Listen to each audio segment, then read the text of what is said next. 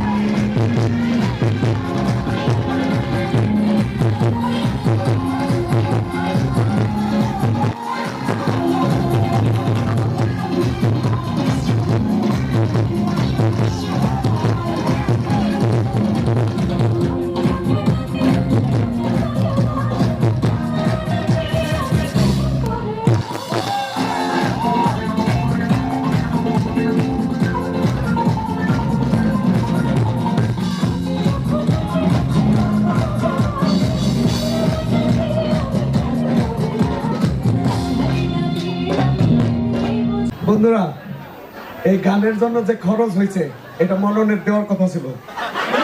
এই শালায় তো আমি হজ করে আসছি, হজ করে আসে হাজি গান লেখছে, সেটা শুটে এসে 13 বার ড্রেস চেঞ্জ করছে।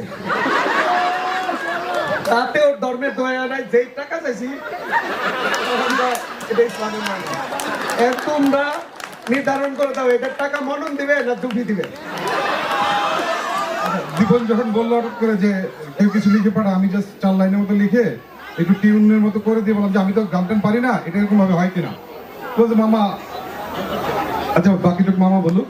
ওর কথার সাথে বলতেছি আসলে এবার প্ল্যান করছিলাম যে একবারে রেস্ট্রিক্টেড থাকবো, বান্ধবীদের সাথে নাচানাচি করবো না, কিন্তু কেমনে করে জানি কি জানি হয়ে গেছে আর কি। একটু রিহার্সালের কয়েকটা দিন আগে সানি আমাকে বললো যে আমাদের কিছু ছবি আছে, ছবিগুলোকে একটু ভিডিও কিছু একটা করে দে যাতে ছবিগুলো আমরা দেখাতে পারি। আমার একটা শুধু স্লাইড শো করতে ইচ্ছে করছিল না। আমি ভাবছিলাম যে কি করা যায়, যে কাজের অনেক চাপ, এটার দায়িত্ব এখন নেওয়া ঠিক হবে না, কিন্তু মন একদম মানছিল না। একটা রিহার্সালে গেলাম, বন্ধুদের ভালোবাসা, আন্তরিকতা, ওদের উৎসাহ দেখে মনে হলো আমার লাইফে সব আছে, এই বন্ধুত্বের যে এই যে মজাটা, আনন্দটা, এটা আমি আর কোথাও পাবো না। তো বন্ধুত্ব খুব মূল্যবান একটা জিনিস। তখন আমরা একটা প্ল্যান করলাম যে একটা ডকুমেন্টারির মতো করবো। খুব মিস করছিলাম যে ডকুমেন্টারির মধ্যে একটা কিছু মিউজিক্যাল থাকা উচিত। তখন মাত্র 3 দিন বাকি প্রোগ্রামের, 3 দিন বাকি। হঠাৎ করে বললাম একটা গান করতে চাই, কে লিখবি? মনন উইদিন 30 সেকেন্ডস মনন বললো আমাকে, আমি লিখবো। এবং সে আমাকে 4টা লাইন লিখে পাঠাইলো এবং লাইনটা আমার ভালো লাগলো, একটু গেয়েও পাঠাইলো এবং মনে হলো যে এই গানটা বোধহয় হয়ে যাবে। তারপরে সেই 3 দিনের মধ্যে এই গানের লেখা, সুর করা, ভিডিও করা, এত দ্রুত বোধহয় কোনো কিছু হয়নি। তো আমার মনে হয় যে এই যে এটার পুরো ক্রেডিটটা বন্ধুদের। পাশাপাশি আমি একটু চৈতিকে বলবো, চৈতি আমার সাথে এটাতে মেকিং এ অনেকখানি হেল্প করছে। চৈতি আছো? মেকিং এ অনেকখানি হেল্প করেছে।